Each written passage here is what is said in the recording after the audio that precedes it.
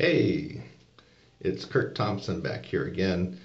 And anyway, I guess we're going into the third part of this lead trumpet, lead trombone series on the 3 scary reasons why people elect not to get into the lead trumpet or lead trombone chair or even take a chance at it, even make a stab at it. And these are the 3 lesser known reasons. The obvious one we've already talked about in the first installment, range. You don't got range. Sorry, I don't care who you are in the world, and even if we're talking about the top players in the world, even the top classical players in the world, if you don't have range these days, especially double G's and double A's, you are not going to be playing lead. Sorry, just a sad fact. So, but we're talking about the 3 lesser known reasons, and they are essential. I mean, when we talk about the first series. Trying to go back to what we talked about, how playing lead trumpet or lead trombone almost sounds like playing a solo. And so for people who aren't used to that, get a sudden shock when they start playing first trumpet in a big band or a commercial band, and to some extent lesser lead trombone. Usually the lead trumpet will be bearing the lead trombone anyway, and and then you got the lead trumpet right in your ear, right lead trombone. A lot of times you can't even hear what you're playing. So, and then we talked about in the next series, accuracy. That scares the bejesus out of a lot of people. It really does. It's hard enough to be accurate on a brass instrument, right? Let's all face it. It's tough. It's the most difficult brass instrument is French horn, of course. But even trumpet and trombone, like if I want to play a high note on the piano, let's see, I want to go all the way up here. I'm going to get a high note in. Here we go. Woo! Way on up there. Let me try one more. That was like a triple C. Let me try a double C. Can I just hit it right on the money? Oh, yes I could. Let's do 3 out of 3. Let's go for like a double G. Triple G. Quadruple G. Whoa! Quadruple C. I did not mess up at all, folks. I did not mess up at all. See, piano players have no clue what other brass players and other woodwind players go through when the notes don't automatically come out like that. So on our instrument, accuracy can really be scary. The higher you go, the more increased probability that you will miss a note.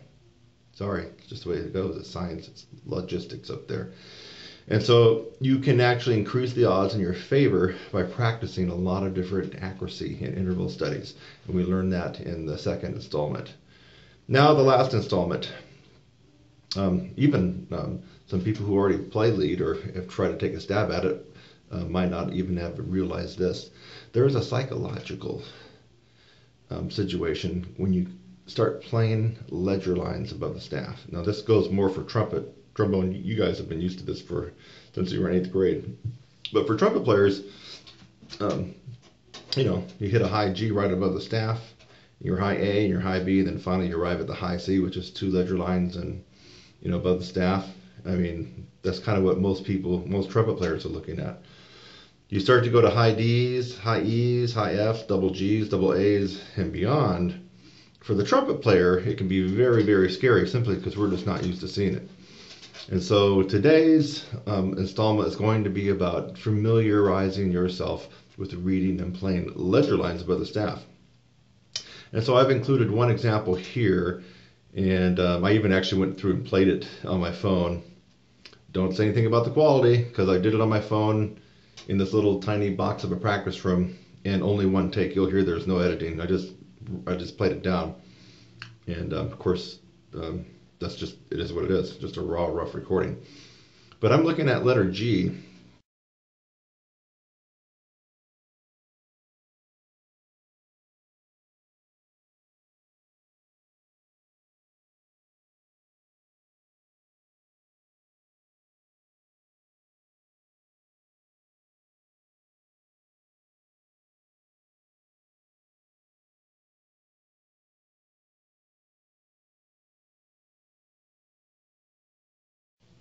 And let's just, this is not going to be a study on how to play El Giroux's Imagination.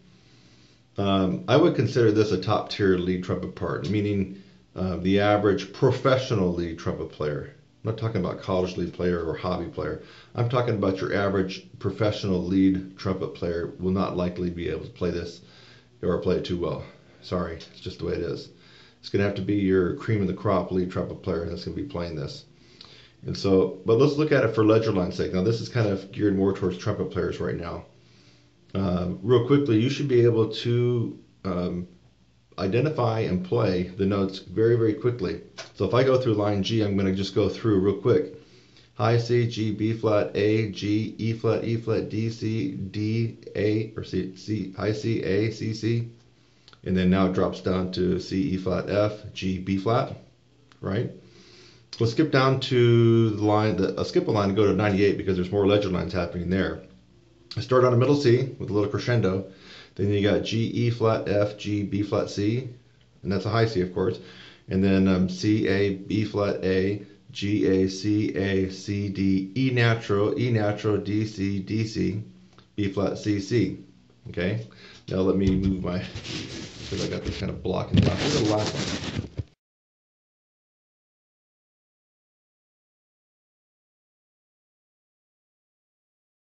Let's go to the second to the last line, starting on the high C and the third measure. So it'd be measure 101, 102, 103, where it goes ba-da-ba-ba-ba-ba-da-ba. So starting there, you got that 16th rest, and then you got high C, A, B flat, A, G, A, C, D, E natural, double G, E natural, E flat, D, D, C, B flat, C, C, C, B flat, A, G, A, F, G, E flat, C, and then the last lick, G, E flat, F, G, B flat, C. Ba-da-da-ba-da-da. Okay. Now, what I just did, I made it look easy, right? But guess what? It wasn't easy when I first started doing that. I was going along at a pretty good clip, and I was naming out those notes. Pop, pop, pop, pop, pop. And you want to develop that skill, because as you name those notes, at least your brain can recognize the names of those notes, and that will increase your odds of being able to play that. I mean, if you're thinking E flat, even if your brain isn't registering third space E flat, at least you got the E flat, and you know it's got to be second or second.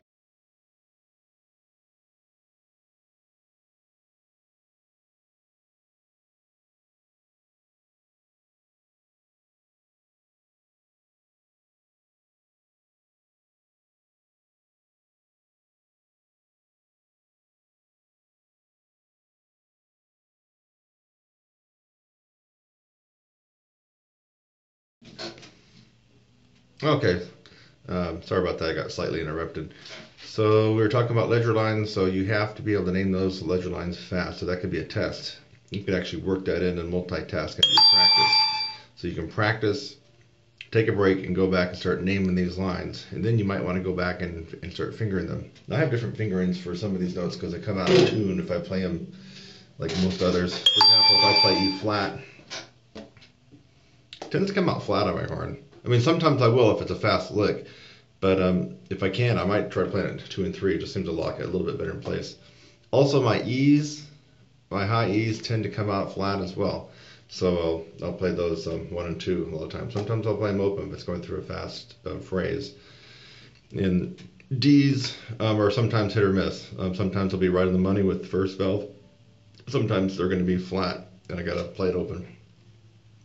So if you're going to go back and start at G on imagination, you could go back and just finger along slowly. 1, 2, 3, 4, C. Ba ba ba da ba ba da da da da da da da da da da B flat. Now we're on the next line at 95.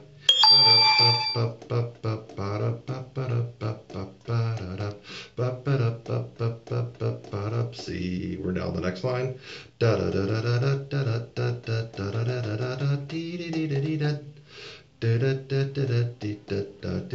we've gone to the next line.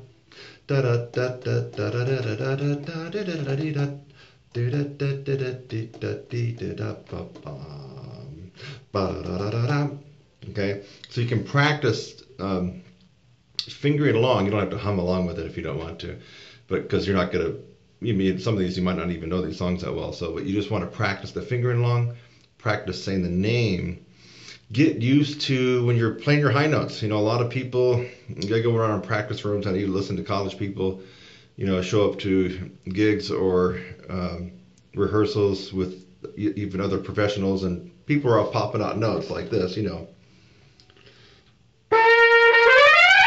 I'm not warmed up, but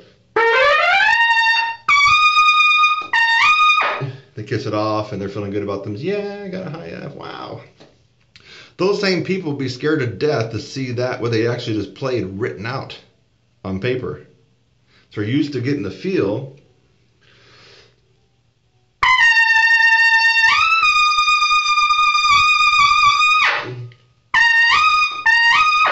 Okay, you're used to playing with that feel and having fun with the high notes. You aren't used to seeing what you're playing on the written page, and when you do, it scares you to death, and you fall apart. It's a psychological thing. You're intimidated by it. So if you're used to practicing some high note routine, Claude Gordon is one of the most famous for you going up in arpeggios, right?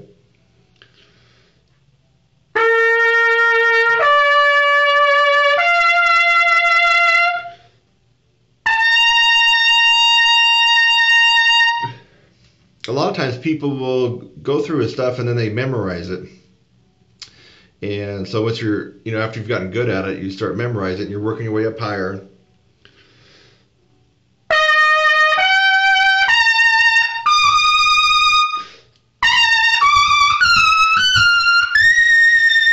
Well, when you're playing all those high notes like that, you're memorizing it, and if you want to play lead, you're not doing yourself a service, really.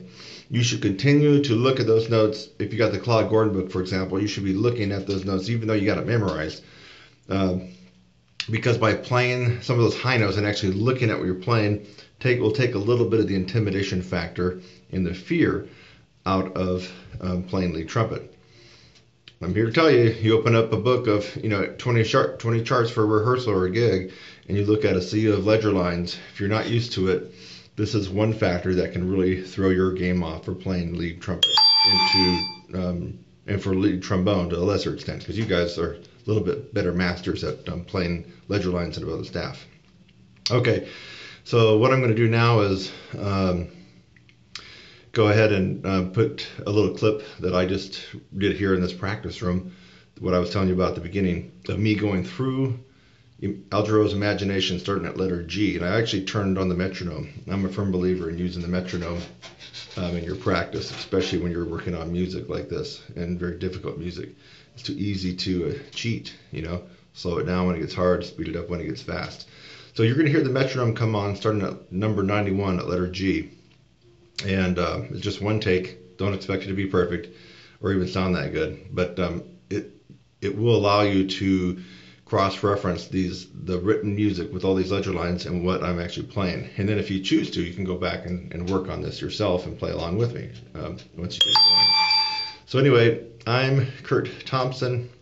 This concludes this 3-part series. I've looked all around the internet and I've looked all around YouTube, and I haven't seen anybody talk about these 3 lesser-known evils of playing lead trumpet and lead trombone. And I'm thinking if you took advantage of this series and were interested in playing lead trumpet or lead trombone and even have the range, you just might find this propels you. If you actually work on these concepts and techniques, you just might find yourself feeling confident enough to try split lead or try sitting in or try subbing when someone's sick. And all the best. I hope that you do. I think that a couple things that would give you even more confidence would be if you look down in the description. I have my 8-week introductory lead trumpet course. It's an amazing course. It does focus on swing, but we do quite a bit with rock and Latin styles as well. It also tells you the proper way to articulate jazz and to swing jazz and Latin and rock. It gives you some things to work on as far as sight reading. There's a duet to work on with me where I play the second part and you can play the lead. I also play the lead part and you can play the second part. There's just a ton of different things in there. And then real life examples of lead charts that I've clipped and put in there and we work on. And not to mention some bonus techniques. So if you really want to play lead, this is just for trumpet players actually, what I'm talking about. But if you just want to play lead and you haven't had the confidence to do it, get this 8-week course. If you already play lead, but your game is not that good and you don't have that spit shine on your lead chops, get this course. And for all those people who've been watching this series, who, when they go up to high C, it sounds like this. And you go to D. If you sound like that, you're not going to be playing lead trumpet anywhere, or you're going to be playing badly. That means you need to get my 16-week brass upper register course.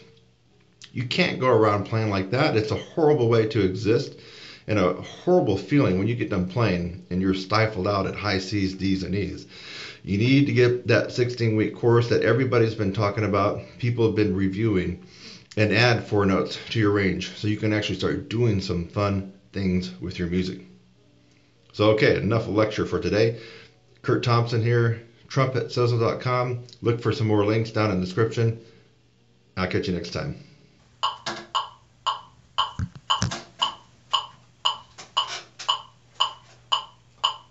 Oh, wow.